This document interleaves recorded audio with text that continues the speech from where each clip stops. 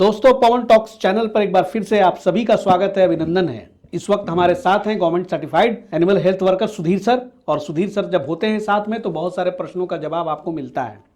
Sudhir sir का पहले स्वागत है सर, बहुत बहुत स्वागत है। सुधीर सर से आज एक बहुत ही अहम पहलू पर बात करूंगा। सर, बकरी पालन कोई 10 से शुरू करता है, कोई 20 से, कोई 100 से। निश्चित कोई संख्या नहीं होता, कोई आंकड़ा नहीं होता। तो लोगों के पास ये जानकारी जरूर होनी चाहिए कि आखिर वो जितनी भी संख्या से बकरी शुरू करें तो एक एवरेज फार्मूला होना चाहिए कि आखिर बकरी पालने के लिए जगह की आवश्यकता कितनी पड़ती है, क्योंकि ये बेसिक चीज़ है। शेड निर्माण के लिए आखिर कितने जगह को घेरे, कितना जगह कवर करें। तो एक ऐसा आंकड़ा दीजिए कि चाहे आप जितना से भी बकरी पालन शुरू करें, एक उसी फार्मूला के मुताबिक वो अपना काम करें। देखिए पवन जी, प्रश्न तो बहुत अच्छा पूछे और सभी किसान के लिए फायदा वाला चीज़ है। तो बकरी कोई 10 से स्टार्ट करे या 20 से स्टार्ट करे या 50 से स्टार्ट करे, बकरी को जो मूलभूत मेन चीज़ है वो तो सबके लिए एक समान रहेगा। जैसे कि स्पेस कितना होना चाहिए और शेड का बेसिक निर्माण कैसा होना चाहिए, तो उस पर हम पूरा डिटेल में हम बता दे रहे हैं।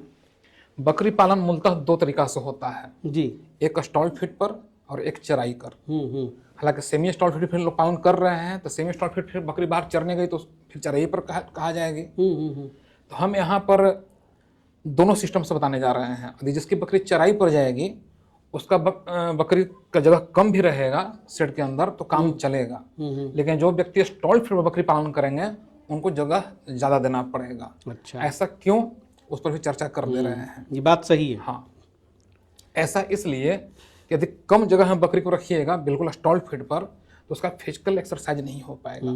जब फिजिकल एक्सरसाइज नहीं होगा तो उसका इम्यून पावर धीरे धीरे कमज़ोर होने लगेगा, पाचन शक्ति भी कमज़ोर होने लगेगा और समस्याएं काफ़ी आएगा। इम्यून पावर कमज़ोर मतलब बीमारी उसके यहाँ ज़्यादा आएगा। और जिसकी बकरी चरने जाती है उसका फिजिकल एक्सरसाइज अच्छा हुआ रहता है तो उसका इम्यून सिस्टम तगड़ा रहता है, इसलिए उसके यहाँ बीमारी कम आता है। इसलिए स्टॉल फीड पर कितना स्पेस दें ये कम से कम वो जानना जरूरी है। बिल्कुल। तो यदि एक बकरी है उसको यदि स्टॉल फीड पर रखना चाह रहे हैं तो कम से कम 100 स्क्वायर फीट की जगह की जरूरत पड़ेगा, कम से कम। ज़्यादा और देते हैं तो और अच्छी बात। एक बकरी पे 100 स्क्वायर फीट जी। उसको भी 3 पार्ट में बांटना है, हॉल, बरामदा और आंगन। हाँ, ऐसा नहीं कि 100 स्क्वायर फीट हॉल में ही। अब हॉल हो गया, बरामदा और आंगन। तो हॉल में एक बकरी के लिए लगभग 30 स्क्वायर फीट, बरामदा में लगभग 15 स्क्वायर फीट, 30 और 15 45 और बाहर में 50 से 60 स्क्वायर फीट दे दीजिए। अच्छा। उससे क्या होगा, आंगन है, बकरी अपना घूमेगी, फिर एक एक्सरसाइज भी हो जाएगा। बकरी के सर पर धूप भी लगना जरूरी है ताकि विटामिन डी मिले, वो भी हो जाएगा। यदि बाहर में गर्मी लग रहा है हॉल के अंदर आ जाएगी, हॉल में भी गर्मी लग रहा है तो बरामदे में आ जाएगी। इस तरह से स्पेस का काम हो जाएगा। और जो चरने वाली बकरी है उसको आंगन जो यहाँ हम बता दिए लगभग 50-60 स्क्वायर हम जो बताए वो कम भी रहेगा तो काम चल जाएगा, क्योंकि जिसकी बकरी चरने जाएगी उसका एक्सरसाइज तो उधर ही हो जाएगा। तो उधर एक्सरसाइज हो गया, इसलिए कम जगह में भी। तो ये जो हॉल की बात आपने की, क्या ये वही हॉल है जहाँ पर रात को बकरियों को रखेंगे? हाँ हाँ, वही हॉल रहेगा। उसमें 30 स्क्वायर फीट पर बकरी का स्पेस देना चाहिए, कम से कम। ज़्यादा से ज़्यादा दीजिएगा, और मतलब 25 भी चलेगा। एवरेज है, ऐसा थोड़ी ना एवरेज है जी।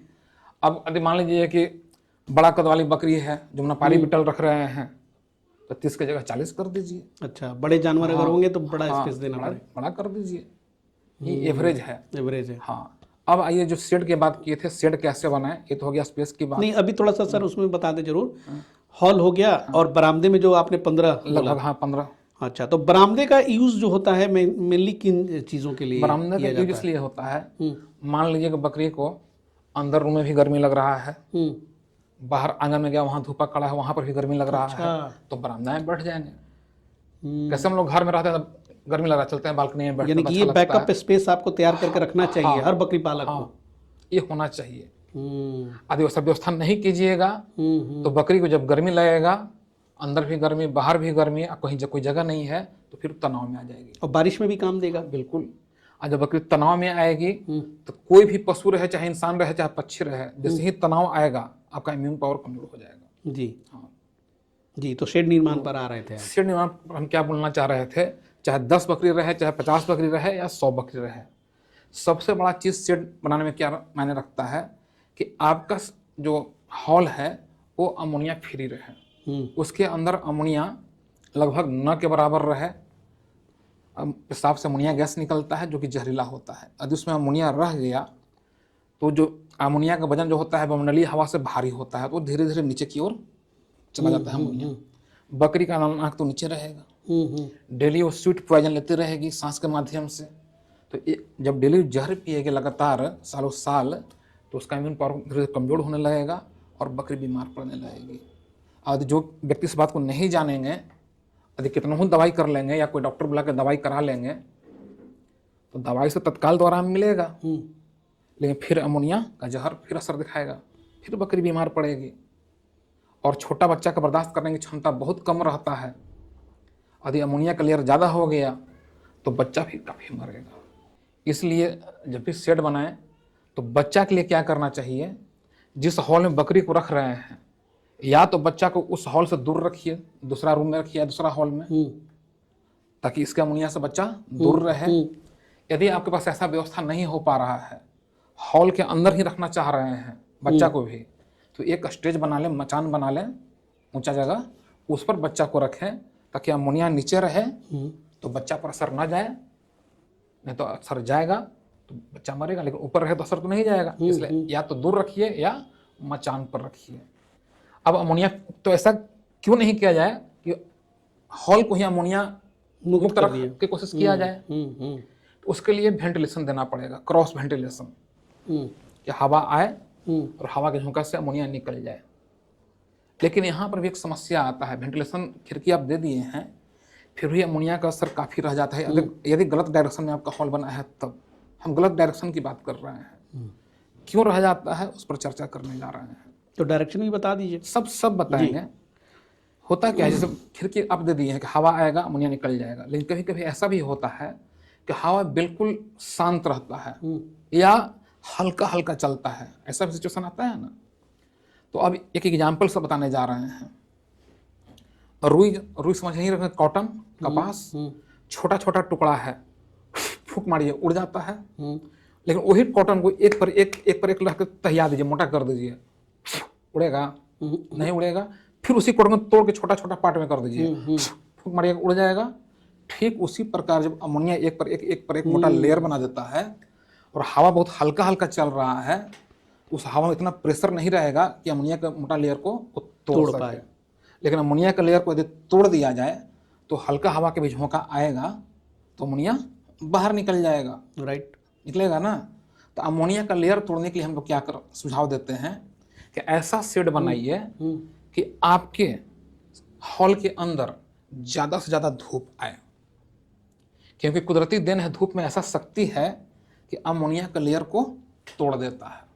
हाँ, एग्जाम्पल के लिए क्लियर बोल रहे हैं ग्रामीण बंधु जो आप लोग होंगे, आपको आभास भी हुआ होगा कि कभी कभी आप लोग जब धान के खेत के बीच से गुजरते होंगे, इधर भी धान का खेत है, इधर भी धान का खेत, बीच में आरिया पगडंडी है, उस पर आप सूर्योदय से जब पहले जाते हैं तो खुजली होने लगता है, पैर में खुजली हो रहा है, लोग करते भी हैं।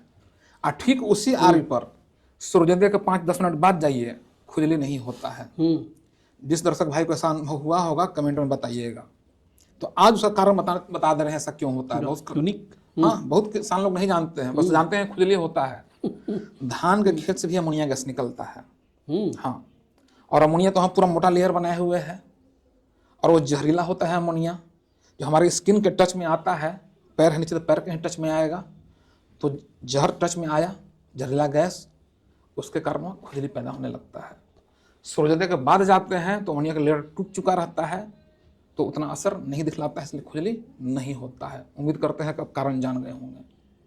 तो अब धूप के इतना जब शक्ति अमोनिया का लेयर को तोड़ दे रहा है, तो हमारे शेड के अंदर धूप आना जरूरी है ताकि अमोनिया का लेयर टूटे। तो अब आइए, तो धूपा कब ज्यादा जरूरी पड़ता है? गर्मी रहेगा तो इसी तरह तेज हवा चलते रहता है, चाहे गर्म हवा है पेशाब सूख जाएगा जी। सबसे ज्यादा जरूरत पड़ता है ठंड के मौसम में।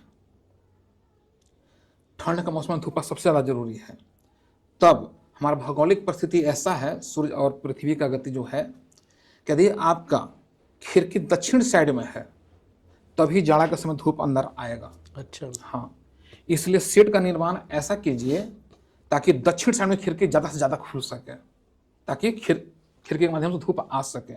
इसके लिए लंबाई हम लोग सलाह देते हैं कि पूर्व पश्चिम रखिए। पूर्व पश्चिम रखिएगा, दक्षिण से लंबा स्पेस मिलेगा खिड़की खोलने के लिए। जब खिड़की खुलेगा तो धूप आएगा, जब धूप आएगा तो अमोनिया का लेयर टूटेगा, हल्का भी हवा आएगा तो वो निकल जाएगा। भाई इस बात का ध्यान रखिए, बहुत ही टेक्निकल चीजें बता रहे हैं। हाँ, साथ ही साथ धूपा से वो नमी भी सूखेगा और बैक्टीरिया वायरस भी मरेगा। तो धूपा आना इतना जरूरी है। क्लियर? सही बात। अब आइए फिर कुछ लोग बोलेंगे कि मान लीजिए हम सेट गलत तरीके से बना लिए हैं, धूपा नहीं आ रहा है, अमोनिया रह जा रहा है, तो उसके लिए क्या किया जाए? चूंकि वीडियो सब लोग देख रहे होंगे जिनका सेट बन भी चुका होगा, तो उसके लिए सुझाव देते हैं। तब तो आप बना चुके हैं, धूप आ नहीं रहा है, कि आप बकरी को सतह से 2 फीट 3 फीट ऊंचा पर रखें।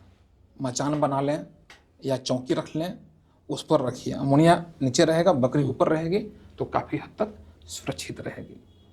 यदि इतना कर लेते हैं, अमोनिया फ्री सेट कर लेते हैं और सफिशिएंट जगह दे देते हैं, तो कोई बहुत बड़ा समस्या आपके यहाँ नहीं आएगा। सही बात है। और ये चीज़ें बिल्कुल बेसिक नॉलेज है जो कि सुधीर सर की ट्रेनिंग क्लासेस में बताई जाती है। जो लोग ट्रेनिंग में नहीं उपलब्ध रहे, जो लोग वीडियो के माध्यम से जागरूक होना चाहते हैं, तो उनके लिए बड़ी काम की चीज़ है भाई। और जो लंबाई हम पूर्व पश्चिम बोले, ताकि दक्षिण साइड खिड़की में धूप आ जाए, उससे एक फायदा और ये भी होता है कि जो भी पछिया हवा चलता है, गर्मी के दिन में लू रहता है और ठंडा में शीतलहर जी, यदि पश्चिम साइड दीवार रहेगा तो डायरेक्ट पछिया हवा बकरी के शरीर पर नहीं लगेगा। क्योंकि पछिया हवा जो भी है, गर्मी वाला या ठंडा वाला, दोनों हवा एक प्राणी के लिए चाहे इंसान के लिए, दोनों के लिए वो नुकसानदायक होता है। सही बात। तो सेट का डायरेक्शन ऐसे रखें, स्पेस ऐसे रखें, इतना जो है बताया गया, तो कोई बहुत बड़ा समस्या नहीं आएगा। हाँ, और लार्ज स्केल पर जाना चाहते हैं, तो 10 बकरी 15 बकरी 20 बकरी के लिए हो गया, तो आप बीच बीच में पार्टीशन डाल दें, ताकि आपके यहाँ इनब्रीडिंग की संभावना कम से कम हो जाए, प्री मैच्योर मैटिंग भी ना हो, लड़ाई झगड़ा बकरियों में भी ना हो, तब आपका सेट अच्छा कहेगा। और सेट के कमी के कारण जो समस्या आती है, वो समस्या बहुत इंपॉर्टेंट मसला है। और ये कंसेप्ट आपका क्लियर हो भी गया होगा कि कितना जगह चाहिए, कितने भागों में उसको बांटें और कितना शेड में बनाते वक्त ध्यान रखें। अक्सर एक क्वेश्चन लोग पूछ देते हैं, मेरे मैसेज करते हैं कि सेट बनाने में कितना खर्चा लगेगा। तो सेट बनाने का जो खर्चा है हम बता दिए। टारगेट क्या पूरा करना था? बकरी को स्पेस, फ्रेश हवा और अमोनिया फ्री। ये झोपड़ी में भी हो जाता है, होता है ना, महल में भी हो जाता है। तो कम खर्च में बनाइए, मिट्टी के घर में भी हो जाता है। सही बात है। तो इसलिए बजट आपका कैसा है, उसके अनुसार काम कीजिए। सही बात है कि लोगों के पास अपने अपने हिसाब से करने का जो होता है, कार्यशैली होता है। तो जिसके पास पैसा है तो भाई वो ज़्यादा पैसा लगाएगा। हाँ, बस अपना चलिए सर, बहुत बहुत शुक्रिया ये जानकारी देने के लिए। अगले एपिसोड में फिर मुलाकात होगी कुछ नए चर्चाओं को लेकर के। तब तक के लिए जय हिंद, जय भारत।